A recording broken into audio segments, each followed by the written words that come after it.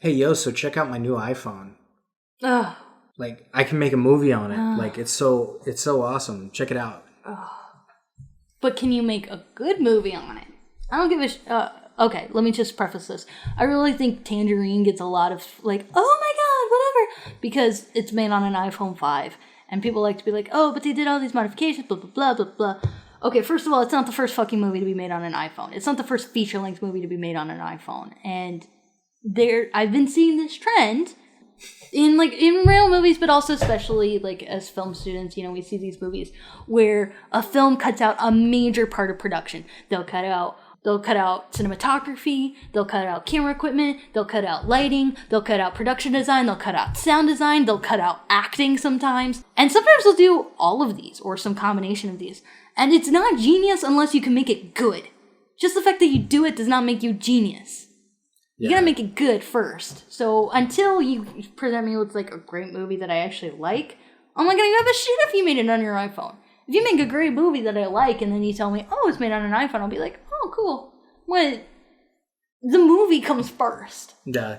And so I'm gonna say right off the bat, that does not wow me. Yeah. So this movie was on Netflix, and I had seen this movie come up on a lot of top 10 lists of 2015, and it was a film that featured trans actors, actresses, whatever. Actor is a gender neutral thing. Whatever. Yeah, I call a lot of women actors. Whatever. Okay, whatever. So whatever you want to call them. I heard that the movie was good, so I was like, okay, I'll check it out. I gotta say, first of all, this movie does not do really anything positive for the trans culture, and I know that they have like an identity crisis, like within themselves, but also like, as far as like publicity and positivity goes, and like this movie kind of makes them seem like assholes. This movie, like, I'm sorry, I don't watch RuPaul's Drag Race or like, other trans stuff. Drag is not trans. You just don't fucking say that. Drag's not trans, but like... Don't fucking say that. Well, to be fair, these people acted like that. No, I get what you're saying, but like, and they use a lot of the same terminology and slang, and that's part of the movie. But specifically on RuPaul's Drag Race, at least they address this like war between drag culture and trans culture. And like, at least on RuPaul's Drag Race, they try to be like, no, you can be trans and be a drag queen, and it's okay. We're not going to kick you off the show for that, whatever. Okay. But there was somebody who was bullied on there because she was trans and a drag queen. Which I know to like people on the outside, I don't even fucking get it. I'm like, you do you and it's fine. I don't give a fuck. But I don't agree with you in the terms of like, you think that they're assholes and you think that it's a disservice to the trans community. I'm not saying you're wrong for having that opinion. I'm just saying I don't agree with you. That's not my opinion. My big issue with this is there were a lot of great concepts here. You want to have a movie that is like features trans people. Cool. You want to have a movie that features trans prostitution in the slums of LA. That sounds fucking interesting. That doesn't sound like my life. That doesn't sound like anything I've seen. That sounds really cool. And I think that's also part of the appeal of this is like the exoticness of it. Yeah. Cool. I think some people get a little too wrapped up in the exoticness of the movie. Right. And I agree. I think that's part of it. And you want to have a movie that shows like, you really want to have the slang and you want it to be out there and you want it to be loud and noisy and vibrant and in your face. And that's all cool. A lot of these concepts are great. Yeah. You want it to be really personal, all this stuff. And you also want to make the movie gross, which, I mean, to be fair, the movie was kind of gross. Yeah, and that's fine, too. And they were trying to highlight that, too. I was just saying that, like... My main problem with this movie is from a filmmaking perspective, where I'm like, you did not have the chops to pull any of that off. I get your concepts here, and I get what you're trying to do, but the whole movie came out as a hot fucking mess, and it's because you didn't know how to take those ideas and make it work. You just... expected something to happen. And you would expect, like, given the premise, that the most interesting characters would be the trans characters. No, the most interesting character was the cab driver. Yeah, which is like the most stereotypical fucking character in the movie. You're right. Essentially, I mean, it's interesting to see somebody who's attracted specifically to the idea of a trans person specifically. Well, a trans person who specifically has not undergone surgery. Somebody who specifically has a woman's face and breasts and a dick. Yeah. You know, like that's a really interesting idea, and I kind of like the fact that was put in the movie. But overall, what it came down to was I didn't get to know any of the characters until the end. I'm not saying I didn't like any of them, because I didn't really know any of them. Yeah, I mean, that's the biggest... I mean, like, to be fair, Cinderella, okay. Cindy. She acted more like the stepsisters than Cinderella, which, I mean, like, okay, her character was loud, obnoxious, violent, and unsympathetic, like, throughout most of the stuff. Like, and like, not violent in like a cute way. No, like violent in a like, and dude, like, what the fuck are you literally doing? grabbing this like anorexic white girl throughout the city, and it's funny because bare feet. Yeah, and beating them foot. Up. Yeah, beating her up, and not really even explaining why. Yeah, not explaining why, and like the movie is like supposed to play it off like it's cool. Like, I mean, that's how the movie treats it. It treats it like, oh, look, she's badass, she, you know, and all this stuff. Well, and I'm just like, I was also groaning through most of the movie because I was like, how many shots are going to be of just her walking down the street thinking that she's so badass? And I don't mean like when she's with Diane, whatever the movie was. There were so many shots for like the first half of the movie where she's just walking down the street and she thinks she's so badass. And I'm like, dude, we're sitting here watching her walk down the street. Like, seriously, what the fuck? Yeah. And not like you couldn't have purpose to those shots, but you didn't. This movie is under an hour and a half. It is an hour and 27 minutes. It felt long. Yeah, and that's why. That's because why I wasn't engaged with it. And like I said, look at the subject matter. This is something that's really catching people's attention. This is something different. This is something like there's material here, and you made it uninteresting. You made it unengaging. You made it boring.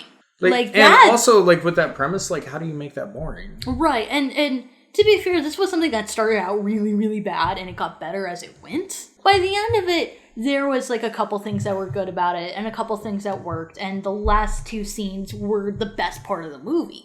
Definitely. And I feel like there was better writing. I thought for, like, more than half of the movie that there was no writing.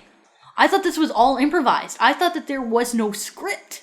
And then by the time that you get to the point where he's with his family and there's multiple languages taken into account, they tightened up a lot of the dialogue, and I could be like, okay, this is a script. Okay, there's writing here. But for the first half of it, and the actresses got better too. At first I was like, who the fuck did you hire? And I knew that they were like first timers, but I was like, what the fuck is this? And by the end they got better, but like, that was a really bad hook.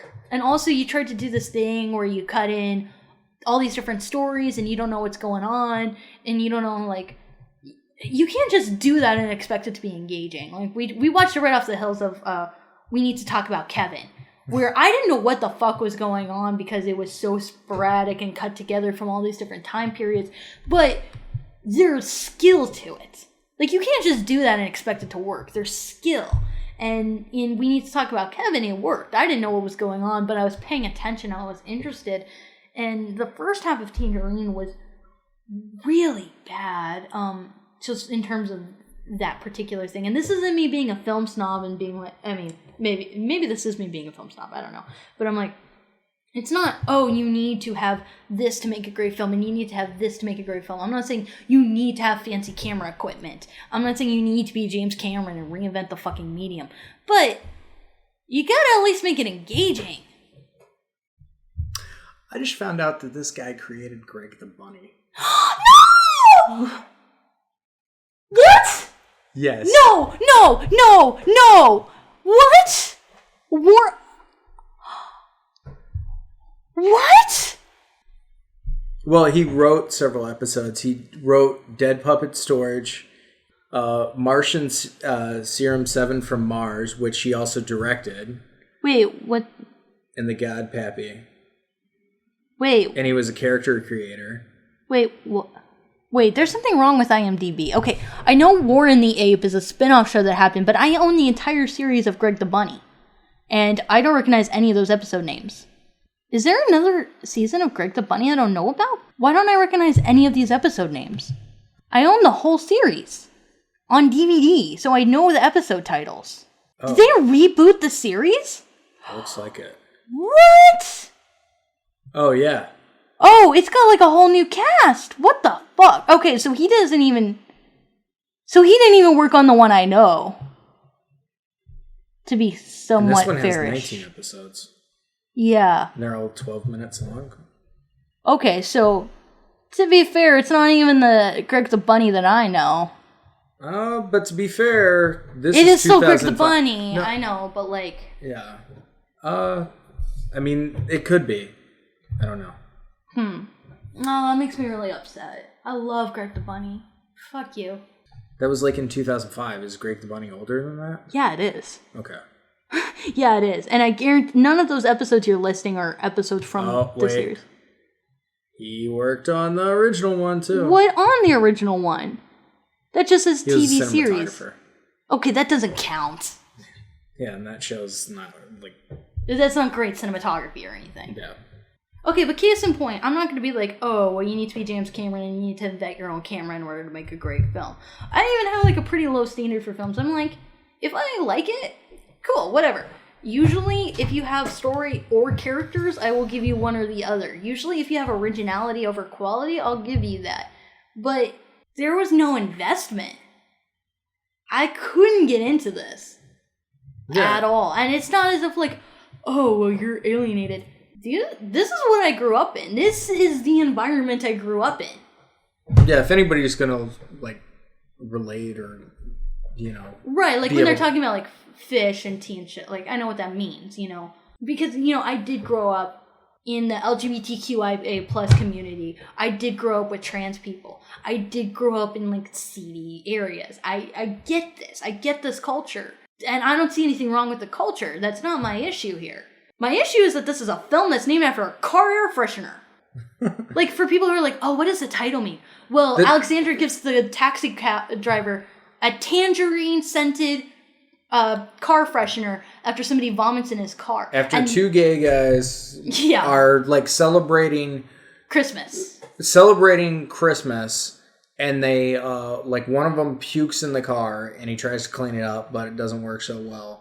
And Alexandria gives him this and is like, Merry Christmas. Gives him an orange air freshener, so technically it's not even tangerine. Well, we don't know. Well, I assume because it's the only tangerine in the movie and it's the only major motif of any kind. Yeah. I'm pretty sure it's supposed to be tangerines. It looks like a tangerine or an orange. Yeah. But anyway, that's what the fucking movie feels like. It feels like a car air freshener where it's like, kind of smells nice, but also kind of smells like crap.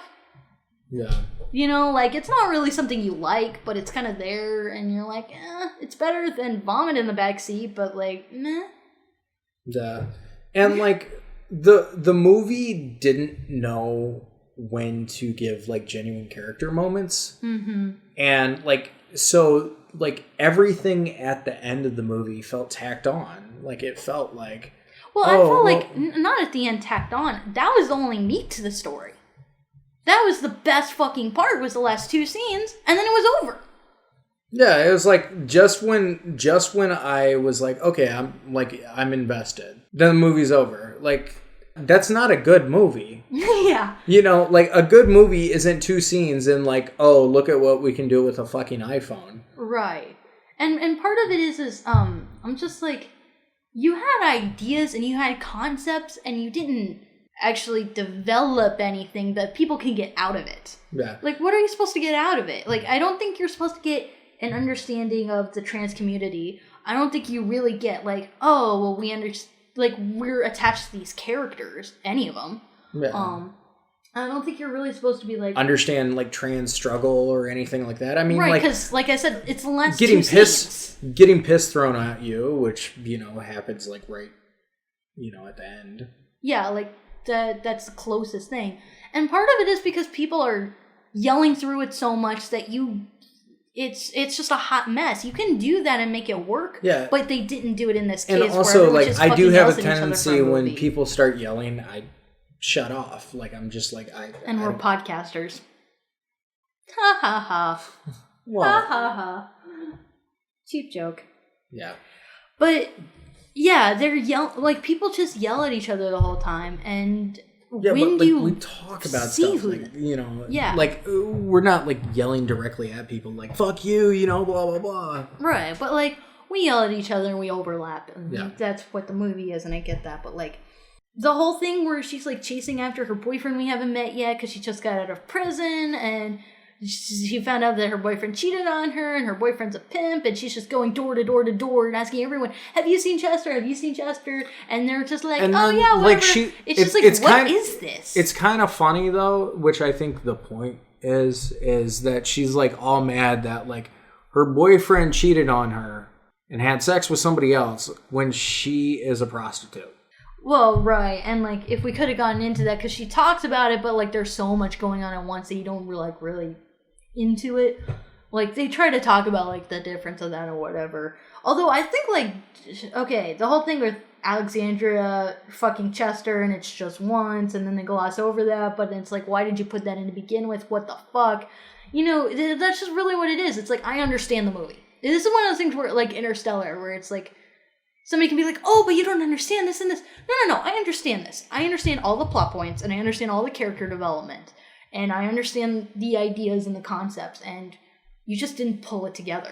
Also, like, the hyper-saturation, it was kind of but all this post-color correction, woo! Yeah, to make up for the fact that you shot on a fucking iPhone. Like, why couldn't you have used, like, a fucking Canon or something, Well, right. I'm not gonna, like, bitch at you that you made a movie on an iPhone, but at the same time, I'm not gonna be like, oh, look at you! You made a movie on an iPhone! I'm so impressed because I've never seen that before. I don't give a shit if I've never seen it before. That doesn't make it good. If this movie gets nominated for cinematography, oh god, you will hear about this again. I was just really disappointed. That's it. It really just should have been a better film. That's it. I was just disappointed in it as a movie. And I'm really just judging it as a movie. Yeah. I'm not even going to judge it like, oh, you should have spoke for the struggles of an entire community. No. No fucking movie's going to do... Well, okay, right. Maybe the very rare movie can do that, but I'm not going to demand that from any movie that tries. I would have liked to have, like, genuine human moments. Like, I would... if you're going to go through the city, and I've seen movies where people are, like, repulsive, but there's always, like, some little thing that pulls you back. You gotta get the humanity of it. Yeah, I mean, like, even at the beginning of A Clockwork Orange, which, I mean, Alex DeLarge is, like, fucking despicable, but like he likes Beethoven, so like you kind of get into it with that, and then he's kind of goofy and like all this kind of stuff, which I mean, I guess some people watch the movie and they're like, oh yeah, that shit's funny, but like I'm watching the movie going like, dude, can you like shut up for like 2 seconds and like not walk around and do stuff? Actually, can you talk about like one moment that you enjoyed or like one moment that you had with your pimp boyfriend? Well, okay, I will like, say... Like, seriously, they could have... Oh, I remember the one time when he did this for me. That would have added more humanity to the fucking character if she had said that a couple times. Here's a good example of something they did right in this movie. With Cinderella. Okay, so Alexandria is on stage. And I liked Alexandria, like, I liked her way more, too. Yeah. But here's an example.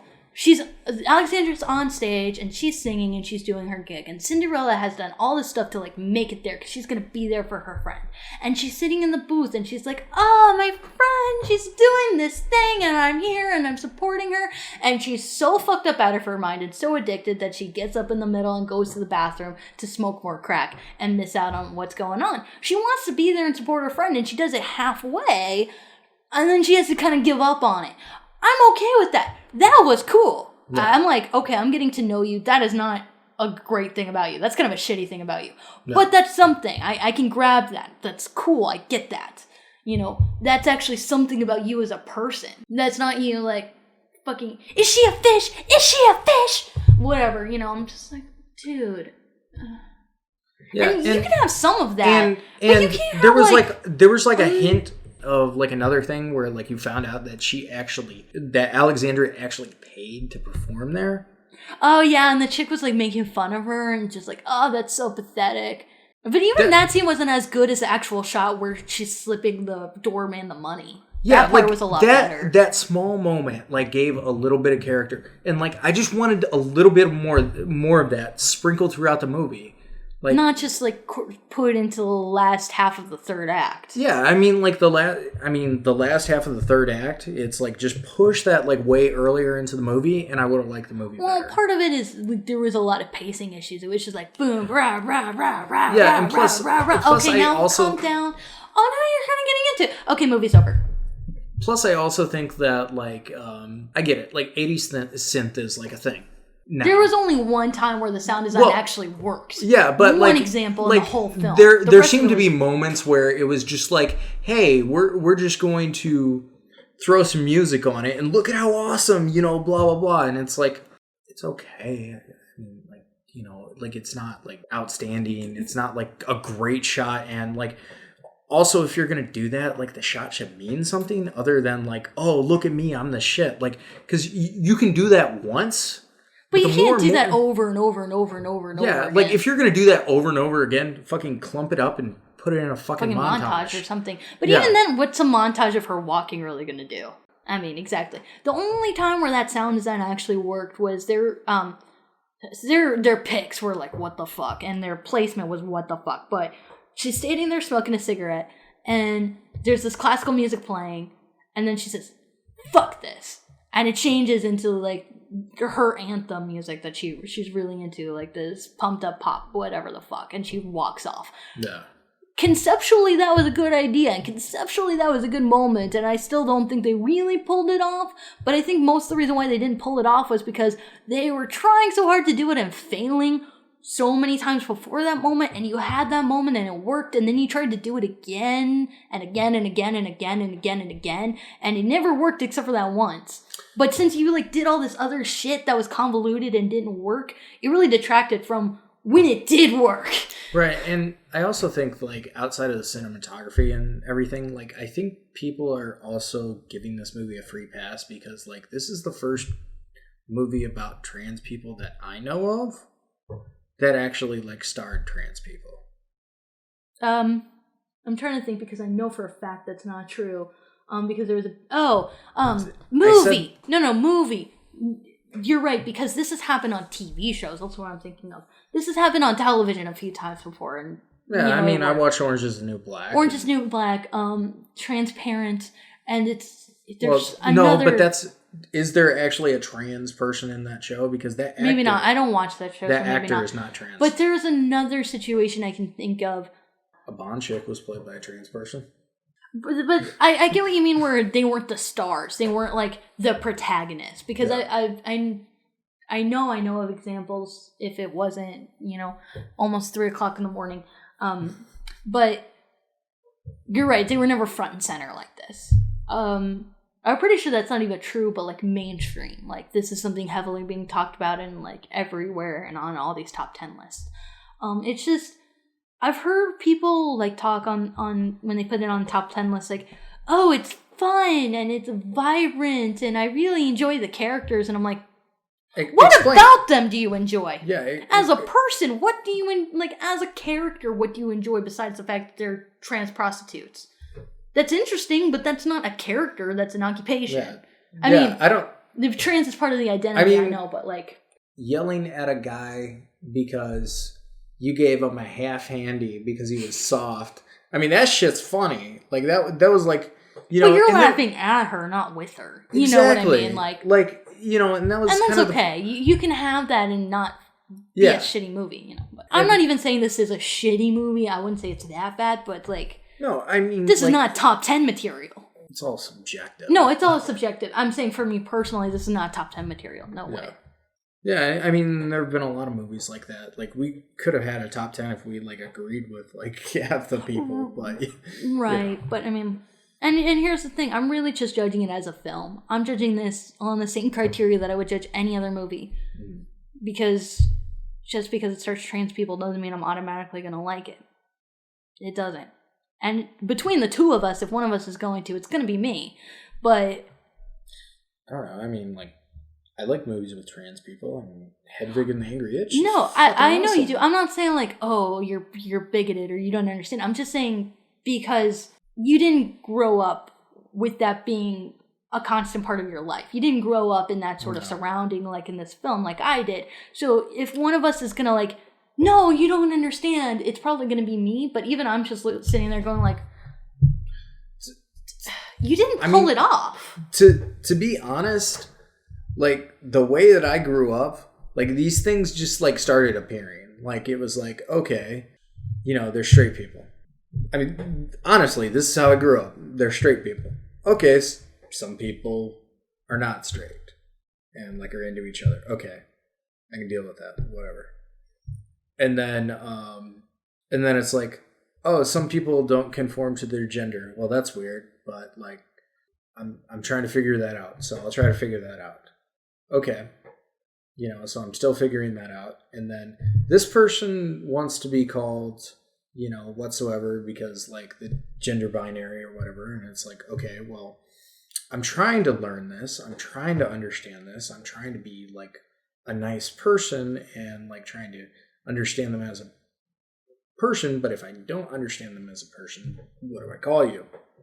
You know, but you know, the whole concept of gender is like something that like, at least for me growing up, it was like guys and girls and, you know, tomboys and girly men, which, you know, I didn't even like at the time. Yeah, I did use more derogatory terms, but you know, now I just, you know, call more feminine men, more masculine women, you know, and then people in between. Now I just have to say, what do you want to be called? Because that's the safest way to deal with people now. Right. And here's the other thing about this movie. I'm not really getting down on it because, oh, well, I grew up with this and this is what I see, therefore you did it wrong. It's not that. This is just not a good film. Yeah. I'm not saying there was anything wrong with the intentions. I'm not saying there was something wrong with the concepts because, like I said, the concepts are okay. This is just this is a poorly made movie. I think it would have been better if like it was made by a trans person.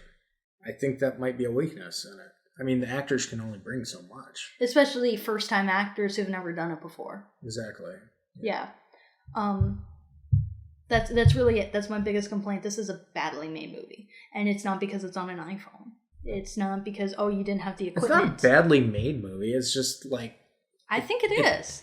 There were too many and I don't even mean like on a technical level, like it's poorly made. I'm just saying these were too many halfway done ideas that didn't work together in the way that they were supposed to, that weren't fully developed and didn't come into any sort of fruition and weren't put together well. I.e. most movies that come out, especially on television. Yeah. And that's my issue. This was not put together well. This was not pulled off well. And I don't get what people see in it. It was kind of a chore for me to get through this movie. Like really, I got through it because I was like, this was on all these movies, and if I'm going to talk about it, I actually got to experience it, and that's the only reason. Yeah. So we saw it, and meh. And I mean, here's the thing, like, every human being has a different experience, and I don't think that there's any point in comparing people's experiences to each other. You know, some people want to play the game of, oh, my life is worse than yours, or whatever the fuck. And I think that that's stupid, because what every person goes through is different. And I'm not going to say that just because I can't identify it with it means that it's bad, or that I'm not going to like it, or that I can't, you know, objectively appreciate it. But objectively, no. Yeah, objectively, I need more there, you know, as far as character goes, for me to be invested in the movie. It has nothing to do with, like, gender identity or gender or race, politics in this or case, race. or anything. Yeah, which I thought was interesting that, like, that never was brought up in the movie. When it's something that out there, it becomes more prominent. Yeah. The fact that you're a transgender prostitute is going to become more prominent than the fact that you're black. And also, to be fair, from my understanding, this is just what I've seen. You can correct me if I'm wrong, but it seems to me that more trans people are African American than any other race. You know, except if you go to Thailand, which is prominent because, you know, it's so culturally acceptable. I really don't believe that to be true from things that I've seen. But I mean, I'm not going to say like, oh, fuck you for saying that. It's not like that. I'm saying from my own personal experience, I have seen tons and tons of trans people who are people of color, you know, Black and Latino. Very rarely seen anybody outside of that. You know, I've known people who are white who are trans, and I have seen people who are white. Yeah, I mean, for example, that supermodel that I said. I've seen a couple. Right, and like I said, for example, like the Sephora model, who's like, oh, transgender model, whatever the fuck. I don't know what the deal was, if they were like the first on the runway or like for Sephora or what the deal was, but it was like, oh, this is a transgender model, cool. That person in particular happened to be white. You don't have to fall on one side of the fence or the other. And in real life, let's talk like real life stuff since we're getting into it. What you identify as, what you want to be called, and anything like that is 100% up to you, and I respect it. Because there are some trans people that don't want to be called trans either. Well, everybody has their own whatever. Everybody's lived their own thing and has experienced their own thing and believes themselves to be whatever and wants to be whatever. And the number one reason why I'm going to say people really should just leave it alone and be fine with it is because it doesn't affect anybody else. It doesn't. It really fucking doesn't. I mean, there's one thing when it's like the family and friends, of course, somebody close to you, it's going to affect you. But like, if you walk in, like, if I'm serving you one day and you tell me whatever the fuck, I'm going to respect that and be cool because that's you and you do you and that's great. Yeah. That's it. Whatever the fuck. It's cool. And a lot of people ask me stuff like, oh, but you and your identity and your whatever. And I'm like, well, whatever the fuck. I really don't. I really don't care. You're not going to offend me and it's fine, but like, I really don't care. I'm whatever. Me, I'm learning because, you know, I just didn't grow up with gender neutral, gender ambiguous, gender queer, gender whatever. I understood things in heteronormative and slightly outside of the heteronormative, but not like extremes that make me question what fucking gender is. Right. But, you know, I'm trying to learn. You know, I'm trying to be like respectful at least, you know, as far as that goes. You know, some concepts don't make sense to me, but, you know. I'm going to point out right now, you are a lot more articulate than I am considering what time it is. Yeah. Sorry, guys. I am very not articulate right now, and I can appreciate that. All right. Well. Sorry. But, yeah, I don't know what else there is to say except for you made a movie and named it after car air freshener that's in the film for like 2 seconds, and that's the kind of film it feels like. Really, that's what it feels like. Yeah. So hopefully the next movie made about this culture, you know, either going to one extreme or another, or keeping the same setting and extremes, has more emphasis on character and or story. Like, what was the story? Like, when you spell it out on paper, you're just... And I've even heard some people, like, try to sit down and explain what it is, and it just gets convoluted, and not in, like, an interesting, like, ooh, Shyamalan kind of way, you know, like a... The fuck? Okay? Why am I supposed to, like, be interested? Alexandria's struggle just to get on stage for a night and sing was a lot more interesting than any other plot in the film. Except the cab driver. Well, he was a character. I mean, a plot. Like, because there were billion and one tiny little plots that happened all over the movie. Oh, but his mom finding out about, like, his little fiascos. I still thought Alexandria's struggle just to be on a stage in a seedy dive bar and, you know, do this thing. And she got all glitzed and glammed for it and thought it was a big deal and did all this stuff to hand out flyers and get people involved, and it didn't work. And she even had to pay the doorman. Yeah, there's nobody there. Nobody's listening. And even her best friend who came to show support is off in the bathroom getting high. And, you know, she has to pay the doorman on the way out just to even do it. That whole plot was way more interesting than anything else that happened in the movie, and that was not most of the movie. If you wanted to make a movie about that, I would tune in. That would be really interesting. I would watch that movie, but you pushed off to the side so you could have more shots of Cinderella strutting down the street looking so cool. I swear to God, that was like 10 minutes if you put all of those shots together. Yeah, it was is kind of excruciating. Yeah. All right, so let us know in the comments below what you think, and we'll see you next time.